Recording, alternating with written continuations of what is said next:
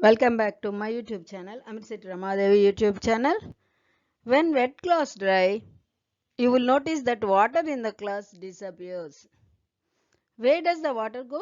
Similarly, when the floor of a room is washed with water, the water on the floor disappears within minutes and the floor becomes dry. Why does water on the floor disappears after some time? Why does your skin become colder when a few drops of spirit on your palm using a dropper? To answer the above questions, you need to understand the process of evaporation. Today we are discussing about the evaporation. What is evaporation? A liquid state changes into gaseous state. A liquid state changes into gaseous state. This is known as the evaporation. The process of escaping of molecules from the surface of a liquid at any temperature is called evaporation.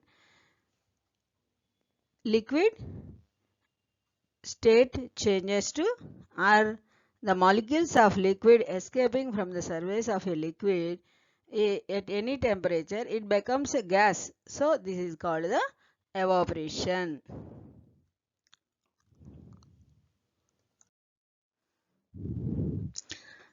Evaporation is a surface phenomena. So the molecules on the surface escaping from the liquid.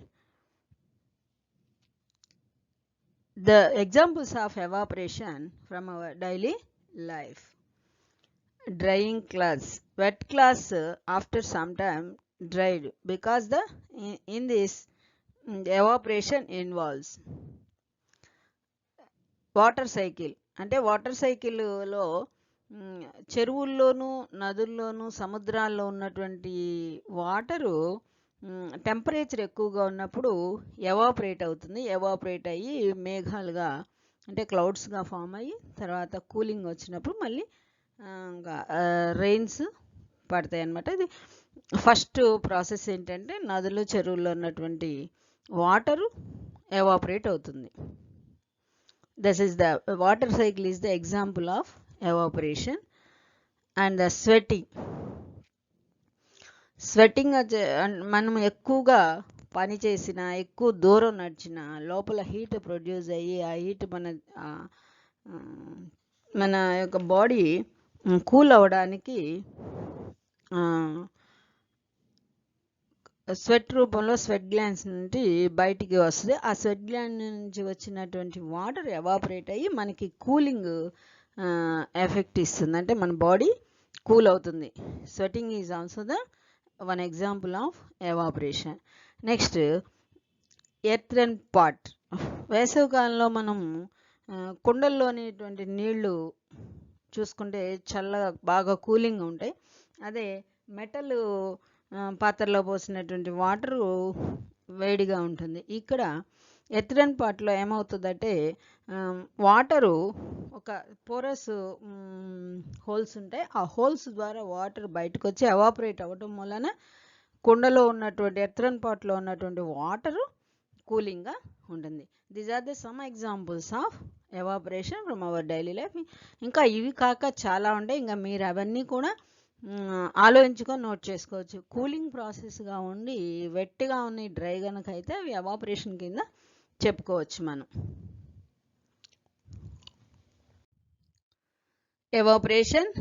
Evaporation is a surface phenomena అని మనం చెప్పుకున్నాం. కాబట్టి surface మీద molecules escape అవుతూ ఉన్నాయి.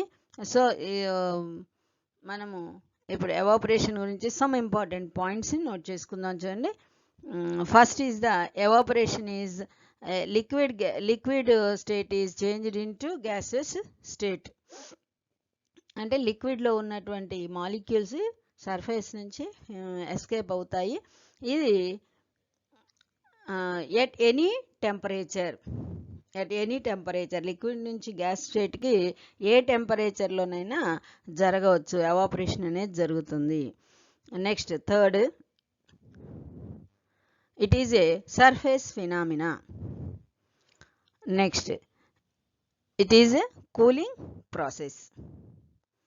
ఈ cooling ప్రాసెస్కి మనము స్వెట్ని మనం ఎగ్జాంపుల్గా చెప్పొచ్చు. అంటే when we do work, we spend our energy mostly in the form of heat energy from the body. As a result, the temperature of the skin becomes higher and the water in the sweat glands starts evaporating. This evaporation cools the body.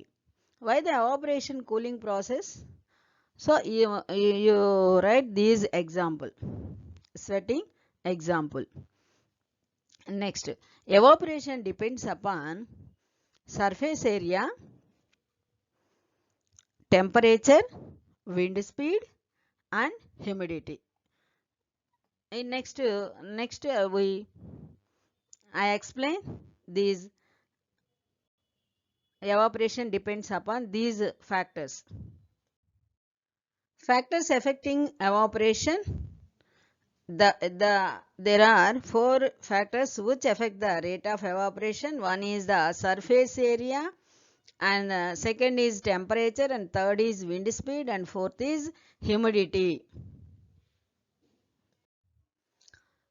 Factors affecting evaporation. First is the surface area. This is the big surface area and this is the small surface area. We know that evaporation is a surface phenomena. If the surface area is increased, the rate of evaporation increases. In this big surface area, the rate of evaporation, the fast ga evaporate అవుతుంది, ఇది స్లోగా evaporate అవుతుంది. Why? Because the surface area is low. Next, factors affecting evaporation. The next is temperature. If the temperature increases, here you see the sun is very hot, so with the increase of temperature, more number of particles get enough kinetic energy to go into the vapor state. అంటే heat టెంపరేచర్కి నన్ను kinetic ఎనర్జీకి relation మనము already 1 వీడియోలో చూస్తున్నాము. Temperature increase అయితే kinetic energy కూడా increase అవుతుంది. Kinetic energy increase అయితే మాలిక్యూల్స్ త్వరగా ఎస్కేప్ అవుతాయి. సో టెంపరేచర్ ఎక్కువైనప్పుడు కైనటిక్ ఎనర్జీ కూడా ఎక్కువ అవుతుంది కాబట్టి వేపర్ స్టేట్కి కూడా ఎక్కువగా త్వరగా ఎస్కేప్ అవడానికి ఛాన్స్ ఉంది. కాబట్టి temperature is depend on the rate of evaporation increase. If temperature increases, rate of evaporation also increased. Next, factors affecting evaporation. Next, the wind speed. With the increase in wind speed, the particles of water vapor move away the wind, decreasing the amount of water vapor in the surrounding. అంటే ఇక్కడ చూడండి, fan ఉంది. Fan వలన గాలి అంటే wind speed బాగా ఫాస్ట్గా ఉంది, బాగా ఎక్కువగా ఉంది. సో ఎక్కువగా ఉన్నప్పుడు ఏమవుతుందంటే ఇక్కడ ఈ సర్ఫేస్ ఏరియాల మీద ఉన్నటువంటి మాలిక్యూల్స్ ఏంటంటే ఈ విండ్ స్పీడ్ వలన విండ్ ఏంటంటే చాలా దూరంగా తీసుకెళ్ళిపోయి ఎస్కేప్ అయ్యేటట్టుగా చేస్తుంది. కాబట్టి ఎవాపరేషన్ అనేది ఇక్కడ త్వరగా జరుగుతుంది.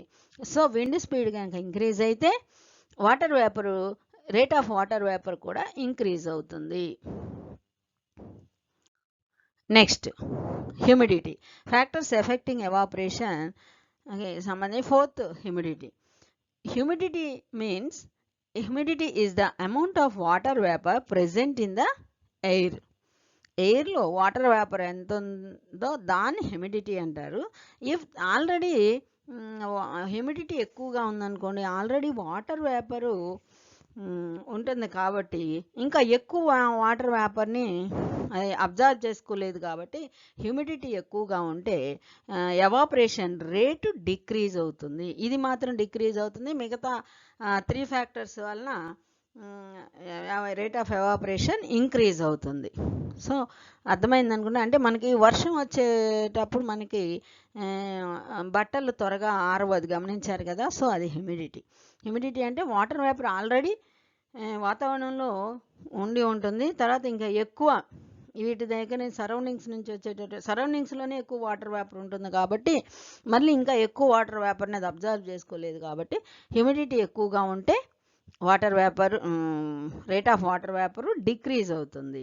సో ఇది గుర్తుపెట్టుకోండి. Coming soon with condensation as early as possible with the best examples. So don't miss.